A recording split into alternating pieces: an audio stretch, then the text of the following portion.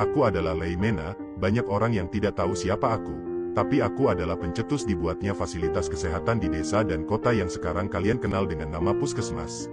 Perkenalkan, nama lengkapku Yohanes Leimena, aku lahir di Ambon tanggal 6 Maret tahun 1905. Dulu, ketika pamanku pindah tugas ke Cimahi pada 1914, aku nekat menyelinap ke dalam kapal meski sebenarnya ibuku tak mengizinkan.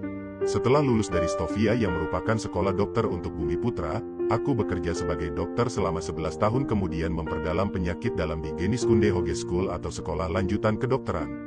Pada 1946, Perdana Menteri Sejarir mengangkatku menjadi Menteri Muda Kesehatan, belum sebagai Menteri Penuh. Baru pada Kabinet Amir Syarifuddin, aku diangkat menjadi Menteri Penuh. Sebagai pejabat negara, aku selalu enggan menggunakan fasilitas negara. Ketika menjadi menteri, aku tinggal di kos sekamar berdua, bahkan ketika menjadi delegasi Indonesia untuk berunding dengan Belanda menuju perundingan Renville, aku meminjam jas teman sekamarku meski agak kekecilan. Setelah bekerja, aku tak pernah mencari hiburan di luar rumah, langsung pulang ke rumah, ganti pakai sarung dan kaos usangku. Hari libur pun aku selalu kuhabiskan bersama keluargaku.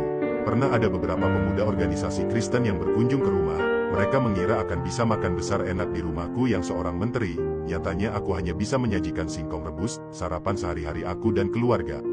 Pada tahun 1952 aku dan Abdul Fattah mencetuskan bagaimana pengobatan bisa dinikmati hingga pelosok desa, namun konsep rencana ini belum terlaksana di era Presiden Soekarno.